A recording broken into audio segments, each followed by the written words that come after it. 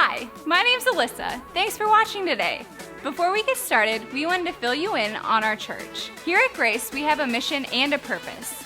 Our goal is to help people discover truth, decide on Jesus, demonstrate change, and deploy for others.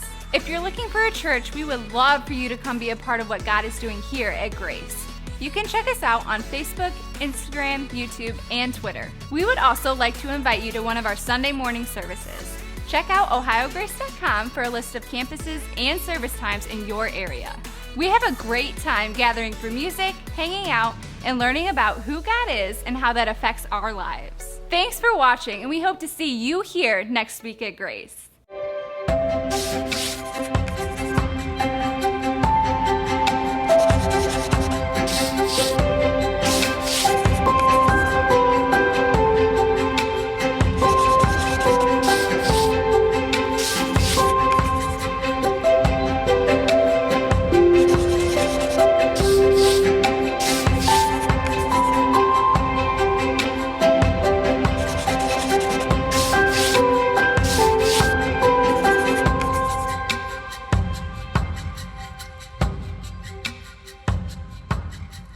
Thanks again for being here. We're glad that you're with us, and it's Valentine's Day. You've heard that already. I'm sure you've figured that out. And we're in the book of Ruth. We're actually going to wrap up Ruth, so it's perfect timing for Valentine's Day. For all you couples out there, whether you're in the building or they're at home, it's just Ruth. Buckle in. I hope you enjoy it. We're actually going to cover 2 chapters. We're going to wrap it up. But before we jump into that, I just want to get back to you on something. I already reported back last Sunday that many of you had given gifts to help relieve the suffering of some people that were refugees from a civil war in Myanmar, some Burmese, Karen tribe people, and we've done that, and I reported that back and showed you some of those images. Since that time, even more money has come in. Since that time, a refugee camp has burned to the ground under suspicious circumstances, and with that extra money, we're able to help extra people. So I just want to say thank you to all that. But so thank you for your generosity. As we look at the book of Ruth, there's a phrase that shows up that really is a simple phrase, and we don't think about it that way, but it's actually, I think, in a way, packed with theology. It's the phrase, "It just so happened." And we've already seen that in chapter 2. It just so happened. What that is really, that's a phrase that talks about the providence of God. It just so happened. This just so happened. And we used to use that word, providence of God, a lot more. For example, when our country was founded, the word providence was actually written into our documents. Remember that? With capital P, providence. They're talking about God in our founding documents. That God uses details, that God uses everyday events to bring about His purposes. Now, I know a lot of people say, well, He's God, and I want to see miracles. Sometimes I'll talk to people about where they stand with God, and maybe they question God's existence, and they'll say something like, hey, when I see a miracle, when I see something miraculous, then I'll know that God is there. But that's not how God normally operates.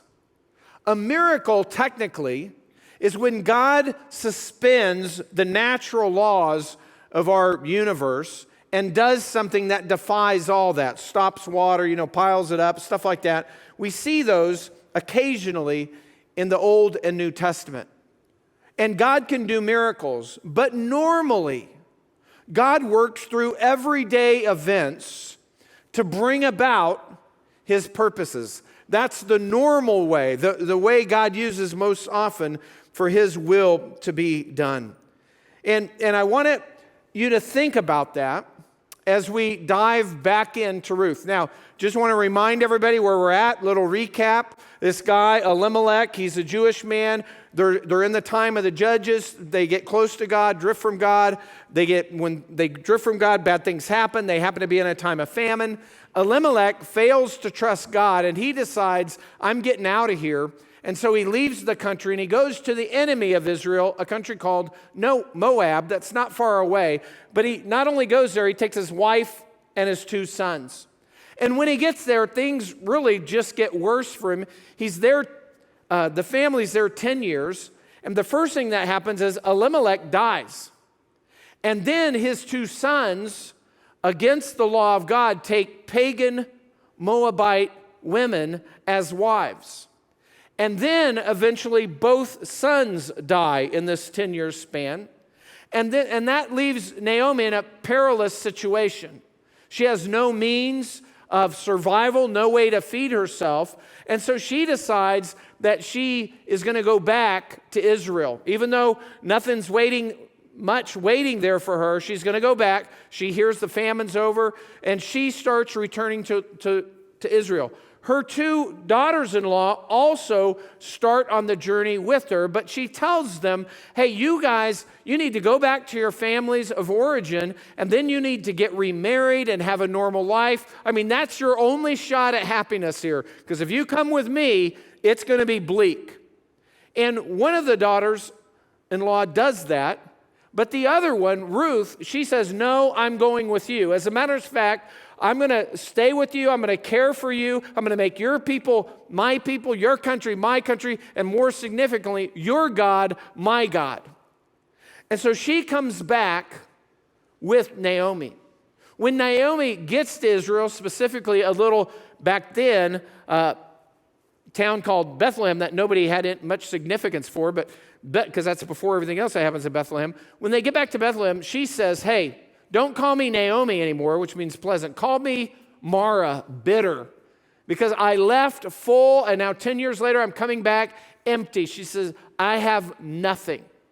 And so that sets up the situation and where she's at. Now, but when they arrive there, although Naomi is broken and she's depressed, she's bitter, we can see just a glimmer of light, because when she gets there, it just so happens that they arrive in Bethlehem at the beginning of the barley harvest.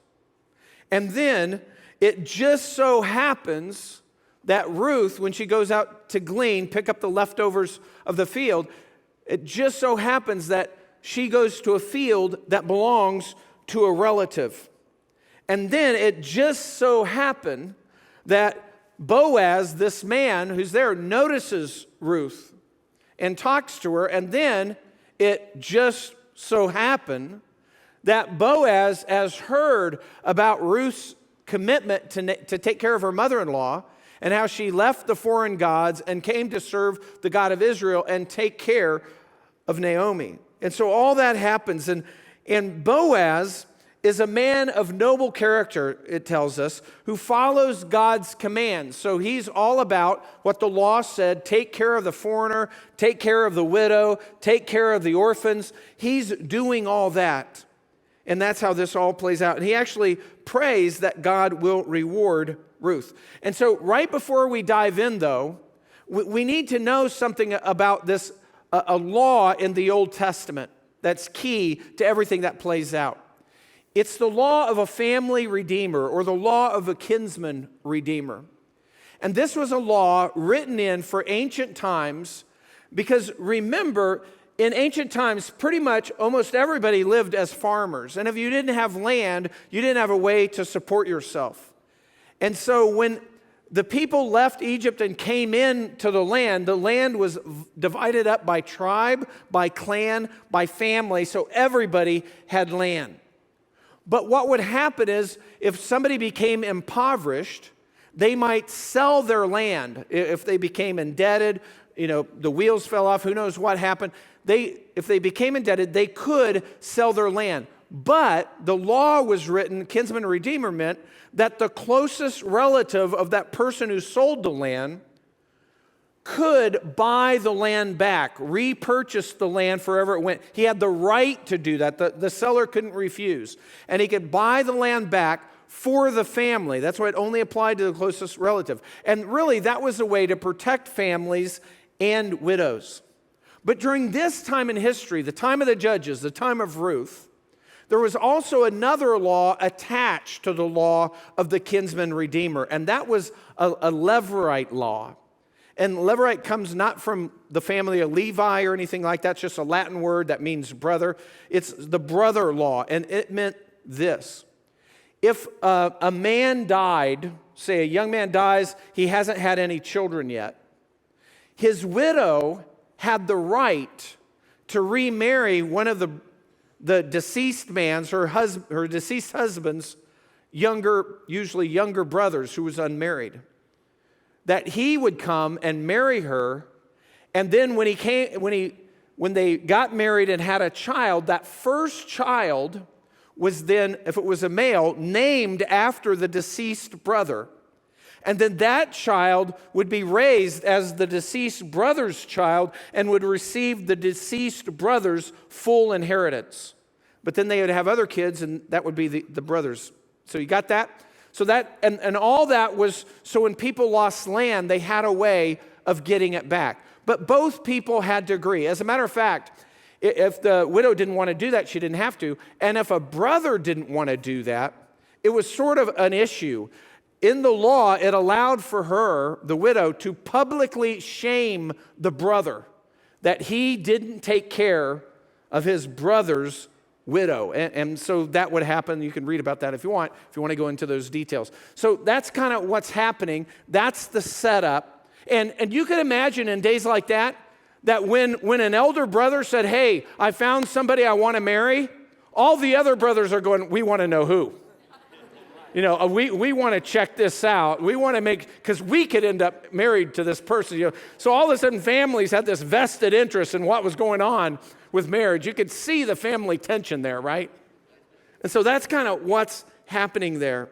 That's the kinsman redeemer. And not only that could he sell land, you could get in, it's a little more complicated. He could even sell himself into slavery and get money that way. And it would be a lot like what happened in the colonial period in America, where a bunch of people from Europe would say, hey, I don't have anything, I need to get out of here, I'm just a tenant farmer, I can barely feed myself. Well, they'd hear somebody was going to America, they would attach themselves to that person and say, if you pay for my way to go with you to America, I will serve you for 10 years or 15 or 20. And that would be a law. And so they would voluntarily do that just to pay for the passage to get to America, for example, and then they would take it from there. So that's kind of what's going on.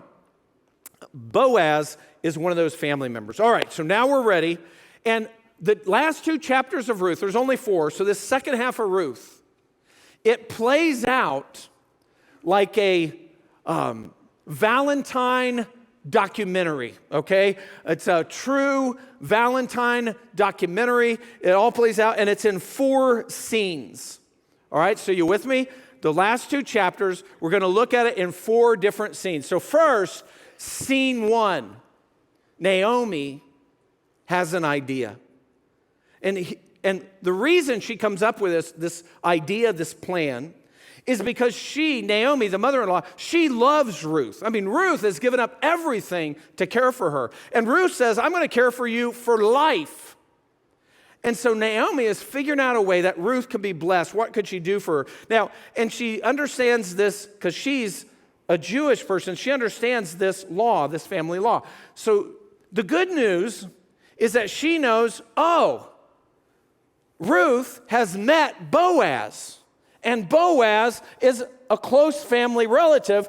This is great news. The bad news for Naomi is now it's been 2 months since she's met Boaz, and although Boaz protected her and provided for her, now everything's winding to an end regarding the harvest, and Boaz and Ruth are not going to be seeing each other anymore. He's not going to be protecting her anymore. And so the bad news for her is Boaz hasn't done anything to take this to the next level, okay? That's the way Naomi's thinking. So she comes up with a plan. And here's the idea.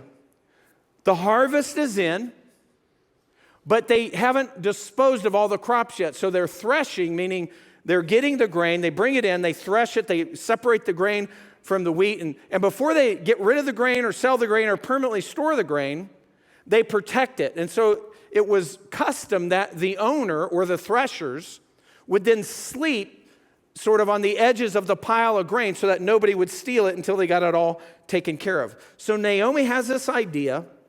And the idea is for Boaz to notice Ruth in a different way. And so she's going to tell Ruth, put on your best clothes. And really that means she's going to take off her grieving clothes of a widow. She's going to take off her all black stuff that she's been wearing because she lost her husband, who knows when. We don't know exactly when that happened, but more than 2 months ago.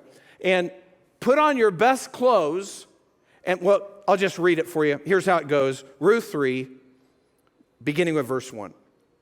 And when she does that, that's going to be a sign that she's no longer grieving and she's available.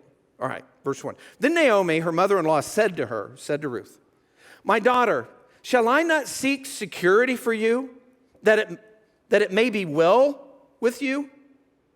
Now, is not Boaz our kinsman, with whose maids you were? Behold, he winnows barley at the threshing floor tonight. Wash yourself, therefore, and anoint yourself, and put on your best clothes, and go down to the threshing floor. But do not make yourself known to the man until he's finished eating and drinking. It shall be when he lies down that you shall notice the place where he lies, and you shall go and uncover his feet and lie down. Then he will tell you what you shall do. She said to her, all that you say, I will do. Now, you get the picture here? This sounds a little shady. She's going to leave at night. She's going to figure out where Boaz is sleeping on the grain pile, because there'll be other people kind of around. And then she's going to go lay down at his feet, but as she does that, she's going to uncover his feet. And we're hearing that in English, and we're going, whoa. This sounds like code talk for a sexual encounter. And I got to tell you, when you read this in the Hebrew, it sounds like code talk for a sexual encounter. That's the way it is.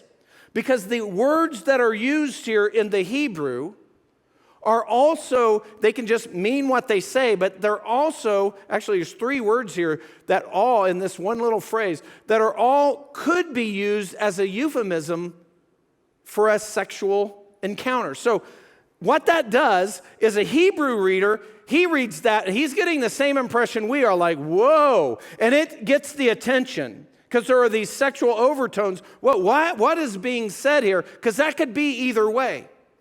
And so this is what happens. And even though that wording contains that potential meaning, we actually know from the text and the way this plays out, what happens next, that it did not involve sexual contact. And by the way, I'm not trying to whitewash Scripture, because there's a bunch of places in the Bible where there is some graphic sexual things happening that shouldn't have happened, right? It's just this isn't one of those. But anyway, the wording's there that makes you, go, whoa, I got to focus in. What is happening here? They're both of noble character, and they continue to do things God's way. And we actually see their character in what happens next. And that brings us to scene 2. All right, scene 2. All right, scene 2, the middle of the night. All right, are you ready? Okay, we'll start verse 6. Talking about Ruth. So she went down to the threshing floor and did according to all that her mother-in-law had commanded her.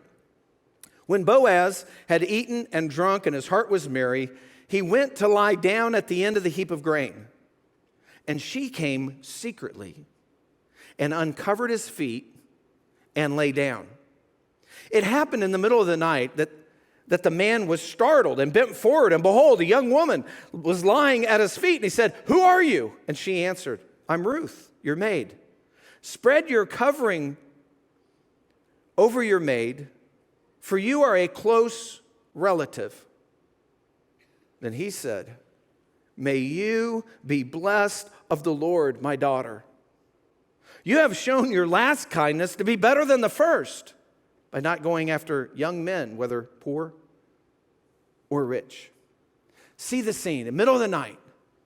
Boaz, he's sleeping by his grain pile. He's protecting it. All of a sudden, he shifts or he pulls his covers back over his feet or whatever the case may be, and he notices there's someone at his feet. It's a woman.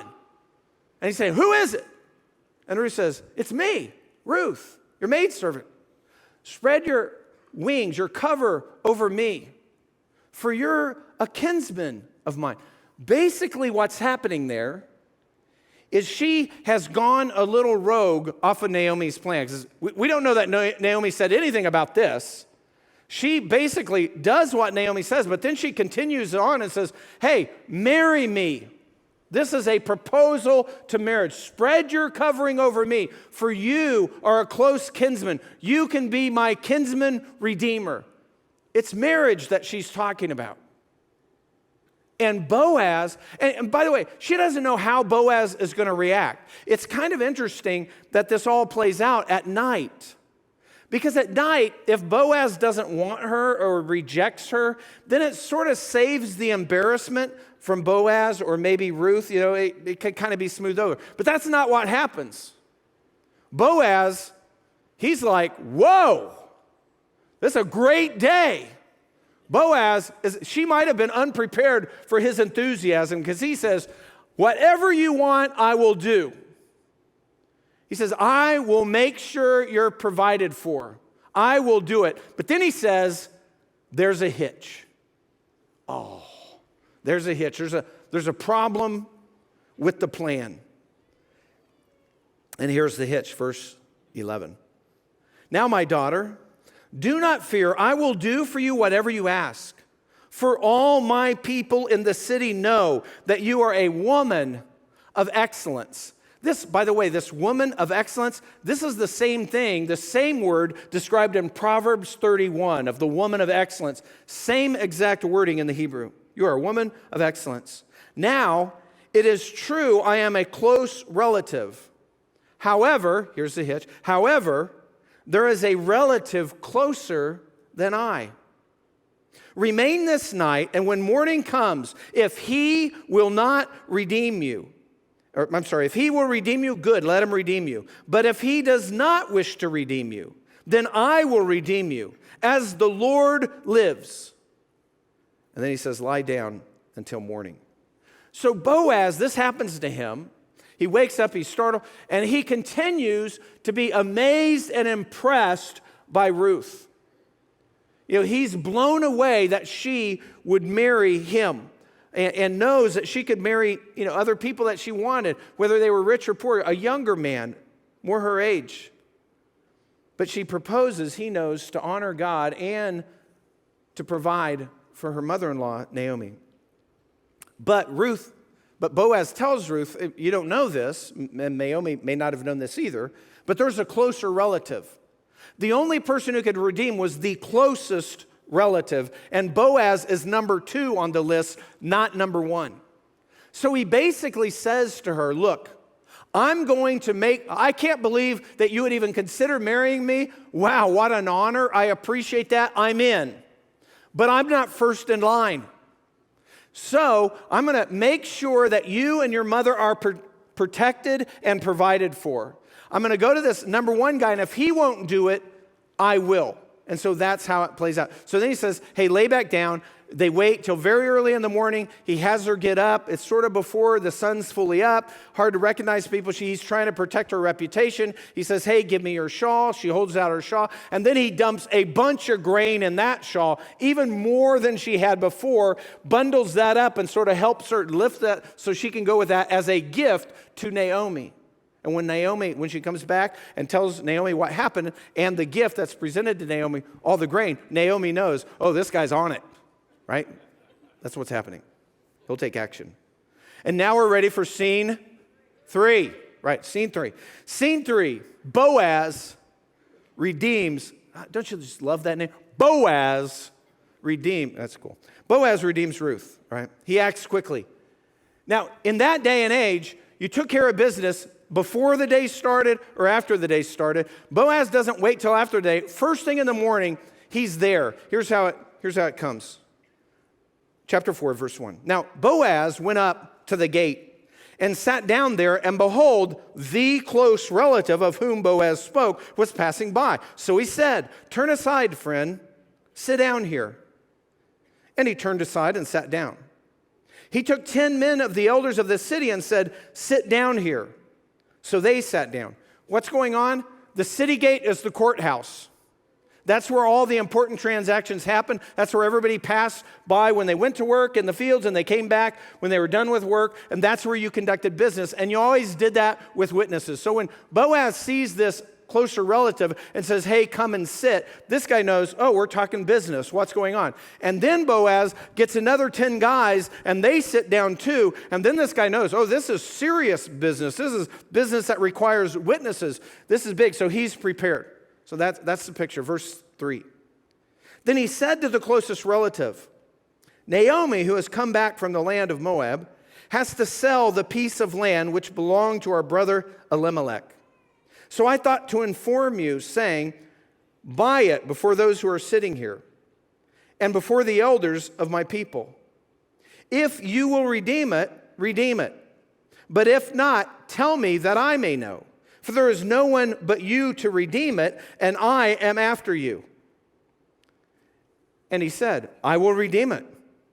Then Boaz said, on the day you buy the field from the hand of Naomi, you must also acquire Ruth, the Moabitess, the widow of the deceased, in order to raise up the name of the deceased on his inheritance.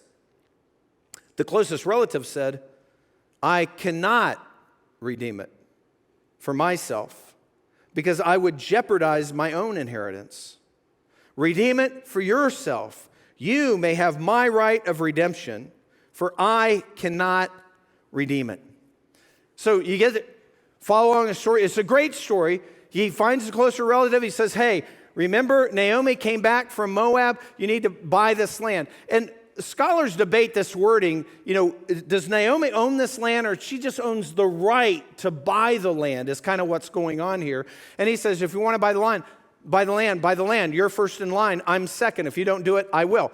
It's interesting because Boaz could have started with Ruth and then went to the land, but he didn't. He starts with it's almost like Boaz's plan is to get this guy thinking financially first.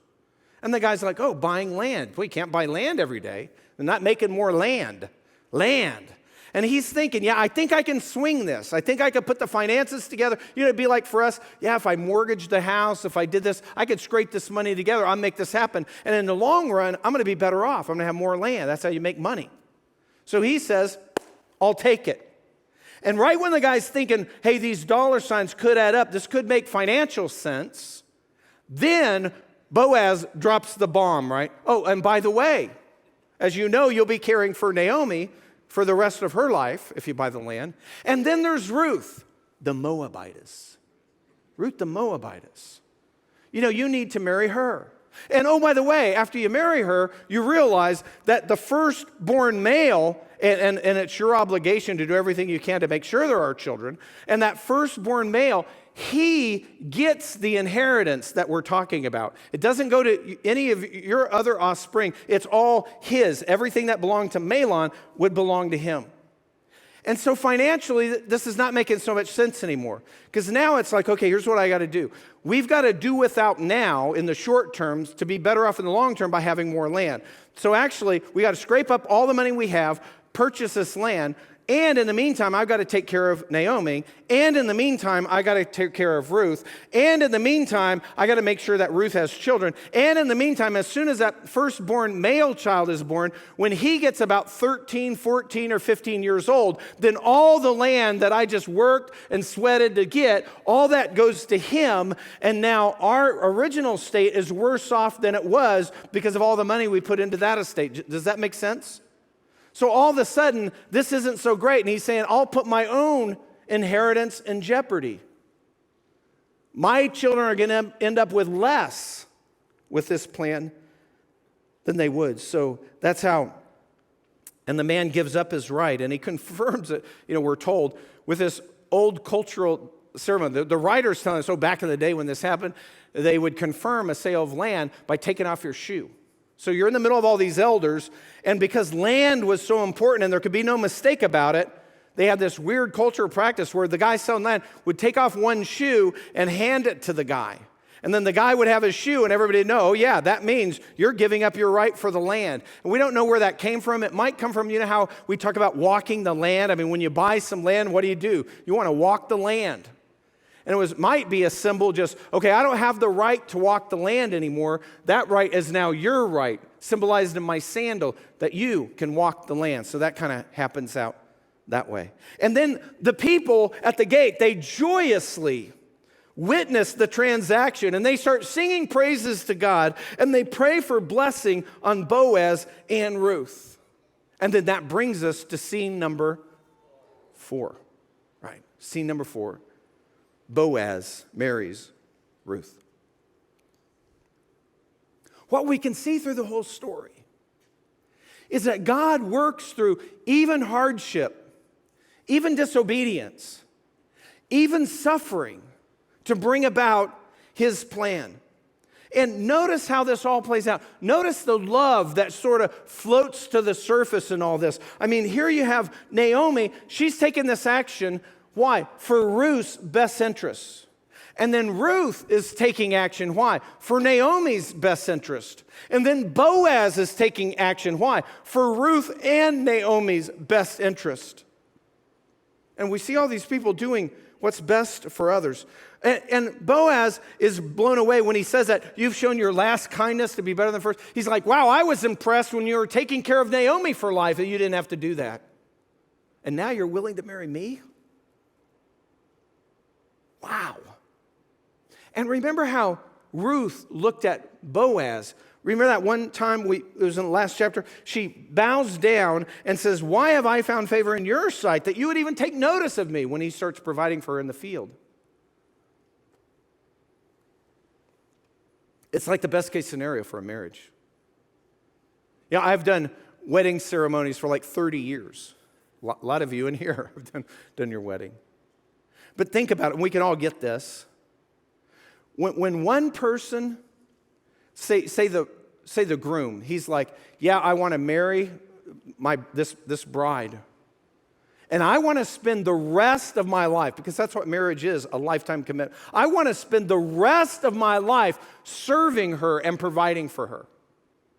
And then if you talk to the bride and she's like, oh yeah, I want to get married. I want to make a vow before God to spend the rest of my life loving and serving him. How do you think that marriage is going to go? Pretty good, right? Because they're both going, hey, all I want to do is serve the other person. That's what marriage should be. So it continues in verse 13. So Boaz took Ruth, and she became his wife. And he went in to her, and the Lord enabled her to conceive, because she hadn't before with her other husband. And she gave birth to a son. Then the women said to Naomi, blessed is the Lord, who has not left you without a redeemer today. And may his name become famous in Israel. May he also be to you a restorer of life and a sustainer of your old age. For your daughter-in-law, who loves you, is better to you than 7 sons, and has given birth to him. Then Naomi took the child and laid him in her lap and became his nurse. And the women gave him a name, saying, a son has been born to Naomi. And they named him Obed. He is the father of Jesse, the father of David. And so there you have it. The book ends with a genealogy. It's a key genealogy because it connects the line of Judah with the line of the kings and King David. So it's placed right here. As a matter of fact, next week in our next series, we're going in. There's 1st and 2nd Samuel will be there, and then Kings will be. We're going to follow this line a little bit in our next series as far as chronologically is concerned. Because it just so happened a few years after this happened in Ruth's life that the people of Israel cried out for a king. And it just so happened that God gave them kings. And it just so happened that the greatest king in all of Israel was King David,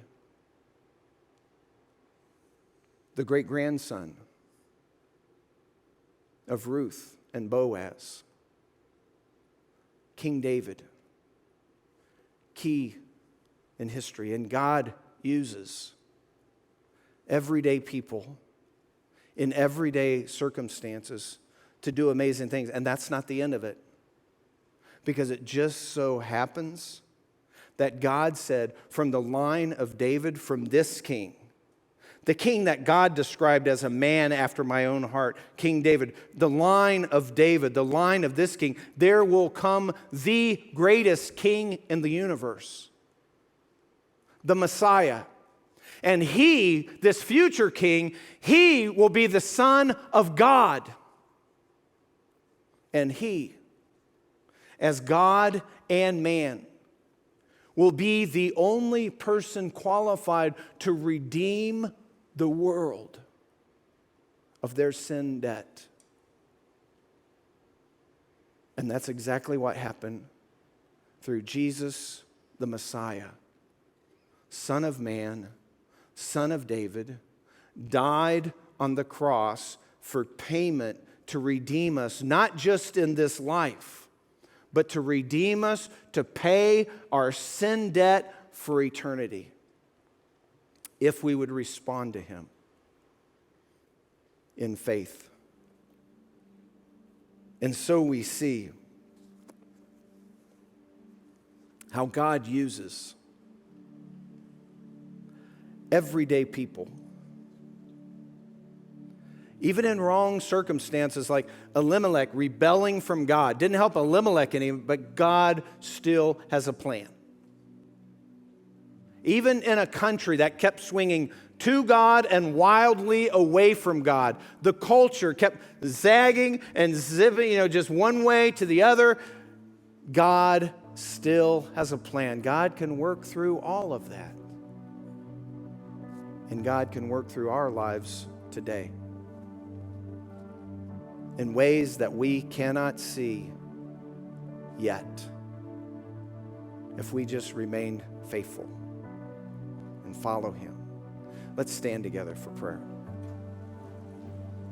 Father God in heaven, God, we thank you for this true story of Ruth and how you used her, a foreign Moabite pagan who started following you and started doing the right thing, and you used her to change history, not only history of Israel, but history in the world.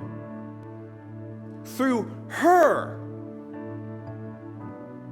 we've all been blessed.